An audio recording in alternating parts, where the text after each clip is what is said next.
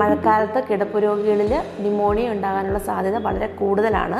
അതിനു കാരണം മഴക്കാലത്ത് ബാക്ടീരിയ, വൈറസ്, ഫംഗസ് ഇവയുടെയൊക്കെ വ്യാപനം വളരെ കൂടുതലാകുന്നത് കൊണ്ടാണ്. പ്രായമായവരിലും ബെഡ്രിഡൻ പേഷ്യൻറ്റിലും അതല്ലാതെ മറ്റ് ശ്വാസകോശ സംബന്ധമായ രോഗങ്ങൾ ഉള്ളവരിലും ന്യൂമോണിയയുടെ അപകട സാധ്യത വളരെ കൂടുതലാണ്. ചുമ, കഫത്തോടു കൂടിയോ അല്ലാതെയോ ശ്വാസം മുട്ടൽ, പനി അല്ലെങ്കിൽ ശരീര താപനില വ്യതിയാനം, അമിത ക്ഷീണം, ആശയക്കുഴപ്പം, മയക്കം, പെരുമാറ്റ വ്യത്യാസം എന്നീ ലക്ഷണങ്ങളൊക്കെ ന്യൂമോണിയയുടെ സാധ്യതകളാവാം. ഉടൻ ഡോക്ടറിനെ അറിയിക്കേണ്ട സാഹചര്യങ്ങളാണ്: ശ്വാസം വളരെ വേഗത്തിലാക്കുക, ഓക്സിജൻ നില കുറയുക, ചുണ്ടുകൾ നീല നിറമാകുക, പെട്ടെന്നുള്ള ബോധക്ഷയം അല്ലെങ്കിൽ കടുത്ത ആശയക്കുഴപ്പം, ഭക്ഷണം കഴിക്കുവാനോ വെള്ളം കുടിക്കുവാനോ കഴിയാതെ ഇരിക്കുക.